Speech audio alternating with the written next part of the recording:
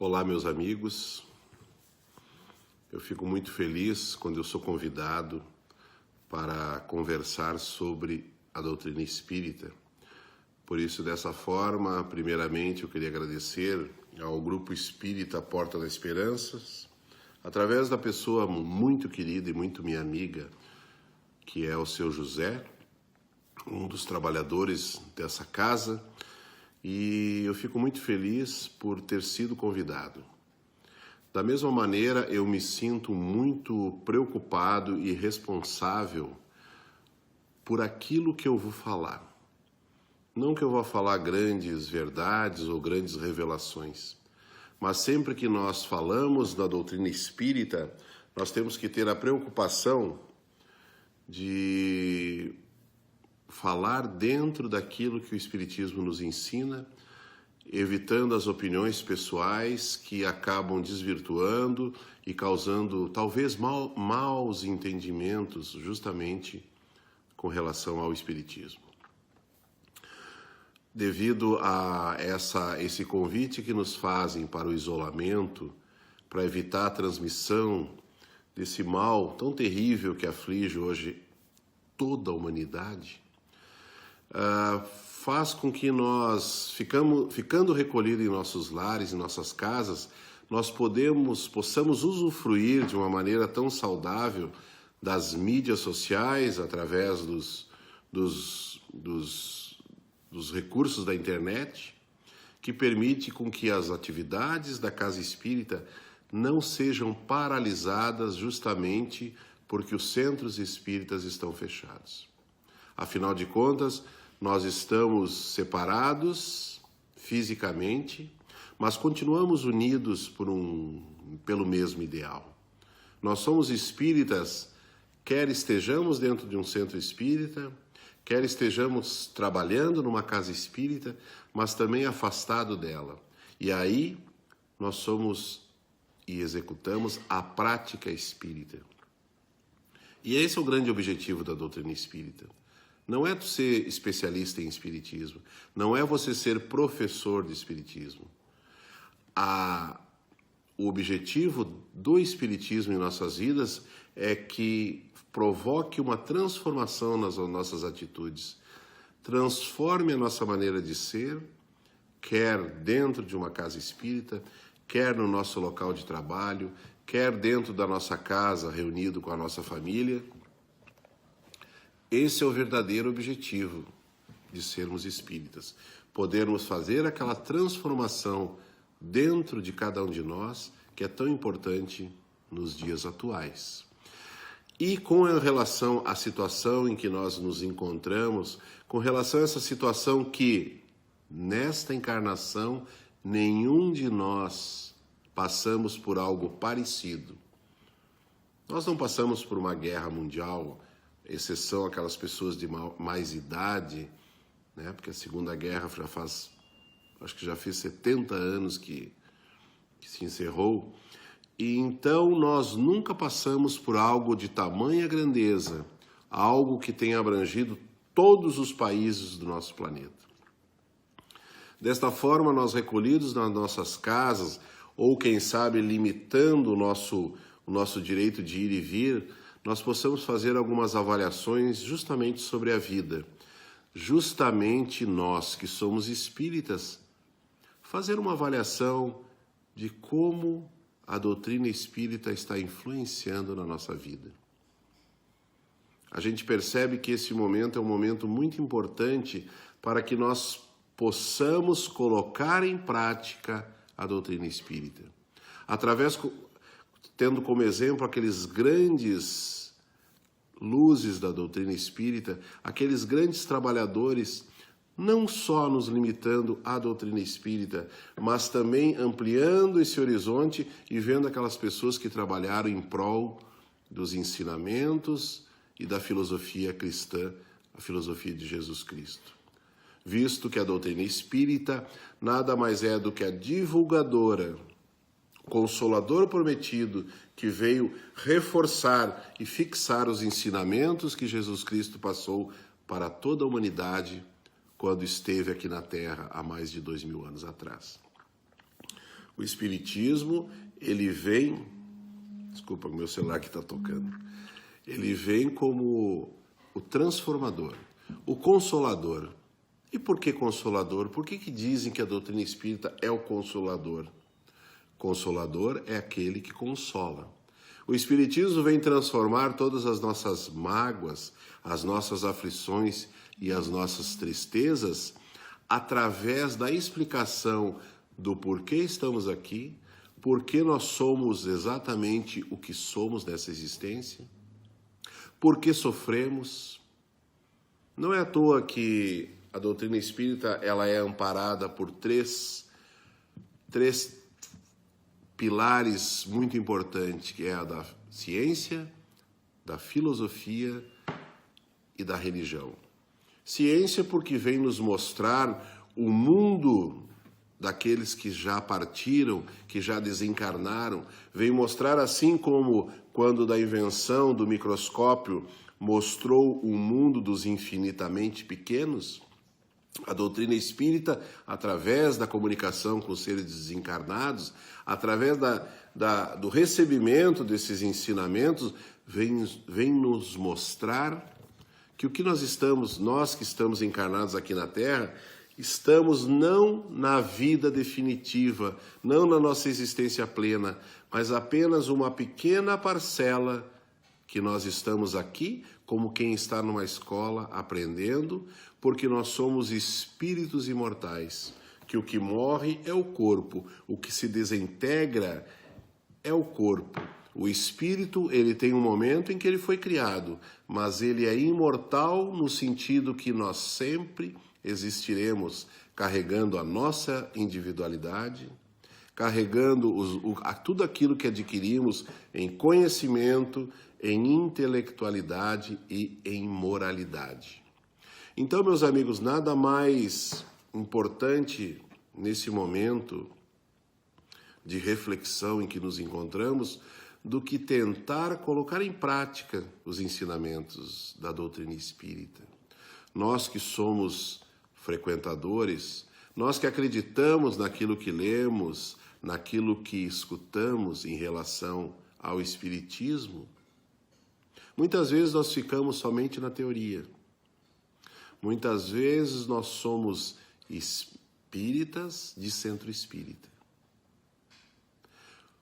Muitas vezes, e na maioria das vezes, nós somos espíritas enquanto vamos numa palestra, numa exposição doutrinária, enquanto estamos lendo algum livro espírita, quando estamos tomando passe. E quando entramos dentro de uma casa espírita, nós nos transformamos. Naquele momento, nós nos tornamos pessoas melhores. Encerradas as atividades, retornando à nossa vida diária, aquela correria, os atritos, as diferenças e as encrencas diárias da nossa existência, nós esquecemos um pouco que aquele é um grande momento de aplicar os conhecimentos adquiridos pela filosofia espírita. Um amigo nosso dizia com muita propriedade que, vejam vocês, que agir como Jesus agia era fácil. E nós nos espantamos quando ouvimos essa frase, como que é fácil agir como Jesus agia? E aí ele conclui dizendo, o difícil é reagir como Jesus reagia. E aí nós paramos para pensar, começamos a fazer uma reflexão e nós vimos que o nosso amigo tinha dito uma grande verdade. Agir de uma forma boa, quando se programa fazer essa atitude voltada para o bem, não é difícil. O difícil é você manter esta mesma conduta quando as situações são adversas, quando são controversas as situações contra você. E, na verdade, é o objetivo de nós aqui na Terra, essa grande escola que Deus nos oferece para que possamos aprender, ela quer nos ensinar exatamente isso. Nós sermos pessoas melhores em todas as ocasiões, não somente nas ocasiões preparadas, aquelas que nós estamos conscientes que estamos sendo vistos, que estamos sendo observados. Então, meus amigos, nós temos como grandes exemplos que possamos seguir, mesmo dentro da doutrina espírita, não somente na doutrina espírita. Primeiro e mais importante, aquele que serve como guia e modelo para a nossa vida, como o próprio Livro dos Espíritos nos fala na questão 459, quando ele diz que o guia e o modelo que vai servir como o molde para que nós atingimos a perfeição, chama-se Jesus. Vede Jesus. Quando Kardec pergunta quem poderia servir de guia e modelo para a humanidade, os Espíritos respondem com a resposta mais sintética, mais curta das 1019 perguntas do Livro dos Espíritos. Eles respondem: vede Jesus. Então Jesus é o nosso guia e modelo. Mas talvez Jesus esteja muito distante para que nós possamos nos guiar exclusivamente por Ele. Jesus está numa distância evolutiva tão infinita que fica abstrato as atitudes que Ele faz. Mas para isso a espiritualidade, para isso Deus Todo-Poderoso, que é só amor e bondade, nos colocou pessoas mais próximas da gente para nos servir de guia e modelo. A nossa mãe, o nosso pai, o nosso avô, a nossa avó, aquele nosso amigo pelos quais nós admiramos as suas atitudes. Todos nós somos observados 24 horas por dia. Para alguém nós somos referência. Então esses indivíduos que vêm na Terra e através da sua evolução, através da luz que carrega dentro do seu interior, acaba por ser guia, por ser um modelo de muitas pessoas, por ser um modelo que durante séculos e séculos são observados. Eu tenho como exemplo o nosso querido Bezerra de Menezes. Bezerra de Menezes era um médico, foi político, foi militar. Quando ele recebeu pela primeira vez um exemplar do Livro dos Espíritos, ele o leu da primeira à última página de uma vez só. E daquele momento ele se tornou espírita e foi espírita pelo resto da sua existência. E foi de tamanha forma ele interiorizou a doutrina espírita e a colocou em prática que até hoje nós conhecemos os feitos, as atitudes, os escritos e as falas de Bezerra. Certa vez, final de tarde, ele estava encerrando as suas atividades no seu consultório, no qual ele atendia muitas pessoas carentes, ao ponto dele ser apelidado de o médico dos pobres.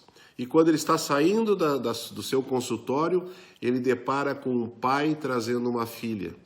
Essa filha estava amarrada com cordas, estava sob o domínio de uma camisa de forças e 2 enfermeiros a seguravam com um certo vigor, tamanha era a hostilidade e violência daquela menina. O pai chega para Bezerra de Menezes, olha nos seus olhos e diz: Doutor Bezerra, o senhor é a minha última alternativa. Se o senhor não curar a minha filha deste mal, eu vou matá-la e depois eu vou me matar. Porque faz um bom tempo, faz muito tempo, que eu não conheço mais a minha filha. Ela se tornou, doutor Bezerra, esse animal feroz que o senhor está vendo aí na sua frente. Ela é agressiva. E Bezerra de Menezes olha para aquela menina, o seu cabelo desgrenhado, os seus dentes quebrados, a sua pele toda arranhada, as suas unhas crescendo de tal forma que já estavam cravando nas suas carnes. E o senhor disse: doutor Bezerra, eu não tenho mais a minha filha, eu tenho esse monstro feroz que eu não sei, em dado momento, eu perdi a minha filha e hoje eu convivo com esse animal. Mas eu sei que aí dentro ainda está a minha menina. Então eu venho para o senhor como a minha última esperança, doutor Bezerra. Bezerra de Menezes olha para aquela menina, olha para aquele pai sofredor, em silêncio, e pronuncia a seguinte frase: eu quero que vocês desamarrem ela. Todos se espantaram, o pai, os enfermeiros. O pai diz para ele: doutor Bezerra, se eu soltá-la, ela vai atacar o senhor, ela vai esbofeteá-la. Eu não faria isso. Bezerra de Menezes insiste e diz: desamarre-a porque eu quero dar um abraço nela. Doutor Bezerra, ela é uma sofredora e ela é muito agressiva. E o Bezerra responde: mais sofredora que ela, meu amigo, é o espírito que está obsediando essa menina. Ele é o que mais sofre. Por favor, desamarrem. E nesse momento Bezerra de Menezes começa a chorar. Começa a chorar, olha para a menina, mas que na verdade ele não está olhando para a menina, está olhando para aquele espírito, aquele irmão que está agredindo ela. Ele olha com olhos ternos de pai e diz: nós somos dois infelizes. Tu, porque permanece renitente no caminho do mal, no caminho da vingança, não sabendo observar as luzes do Cristo e as luzes do Pai. Eu sou um infeliz, porque se eu fosse realmente um trabalhador do Cristo, eu diria para você sair e você sairia. Desamarrem ela que eu quero dar um abraço. Nesse momento, ele aproxima-se da mulher, da menina, e quem fala não é a menina, mas é o espírito. Ele, comovido com aquela energia diferente que até então ele jamais tinha visto, ele diz: o que o senhor quer que eu faça? Bezerra de Menezes calmamente diz: meu irmão, seja feliz. E o espírito responde: mas se eu for feliz, se eu sair para ser feliz, doutor, esta mulher também será feliz.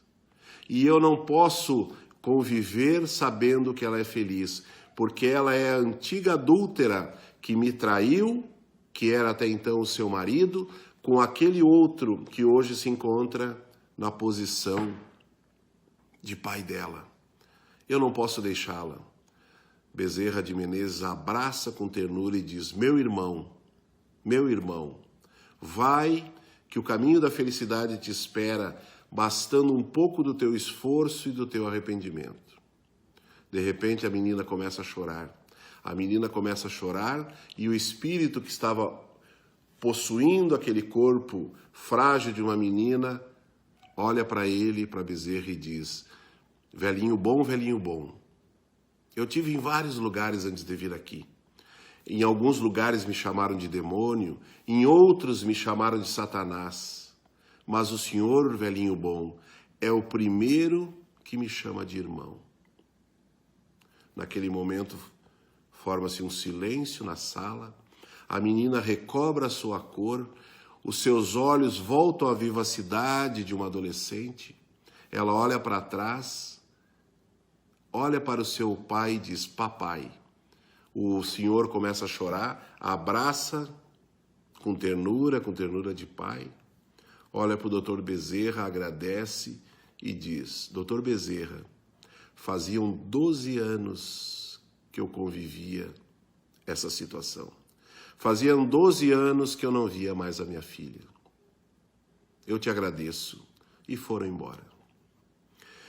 O exemplo que nós temos que ter, meus amigos, nesses momentos de provação, nesse momento tão importante que é da transição planetária, as atitudes que nós devemos exercitar em nossos corações são moldadas e tendo como exemplo pessoas e espíritos de escola do nível de Jesus Cristo, do nível de Chico Xavier e do nível de Bezerra de Menezes.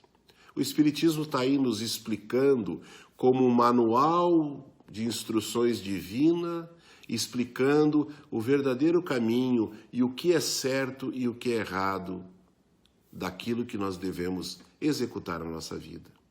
Esse é o grande momento Esse é o grande momento de cada um de nós, adultos conscientes, de total posse do nosso livre-arbítrio, de nós mostrarmos que toda essa oferta que a doutrina espírita nos oferece não foi em vão, que nós adquirimos algo de novo, algum conhecimento que a proposta cristã interiorizou-se em nossos corações e que nós podemos fazer também a nossa parte, minúscula que seja. Nós não podemos falar como Paulo de Tarso certa vez falou, quando disse que não era mais ele que vivia, mas era o Cristo que vivia nele. Talvez Bezerra de Menezes possa falar dessa maneira também. Nós com as nossas falhas, com as nossas diferenças, com as nossas inferioridades morais, talvez nós estejamos muito longe para alcançar essa plenitude de autoiluminação.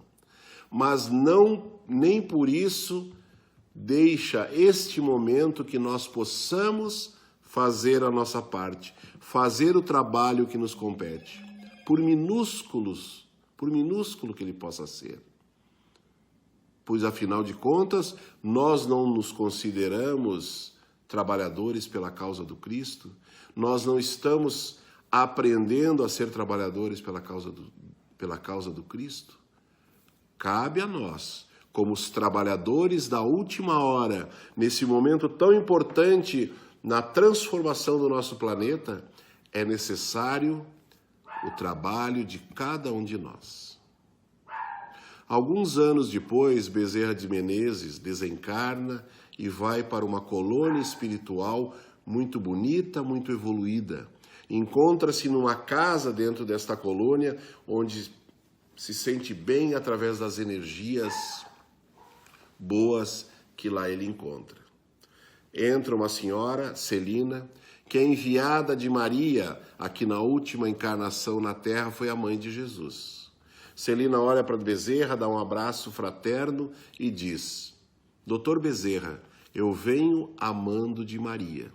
E ela disse que pelo seu contributo enquanto ser encarnado, pelas suas atividades maravilhosas que tu fizestes na Terra, hoje tu tens o direito de escolher qual planeta tu quer ir.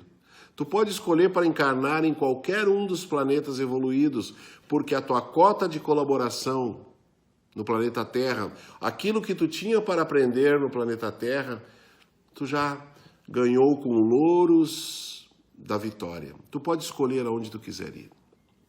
Bezerra de Menezes, na sua humildade, olha para Celina e diz: minha irmã, se for de meu merecimento e se eu tiver realmente a oportunidade de escolher, peça para Maria que eu ainda quero continuar vivendo e reencarnando aqui na Terra, enquanto um dos seus habitantes ainda sofrer, enquanto um dos espíritos ali encarnado ainda padecer de tristezas e de aflições.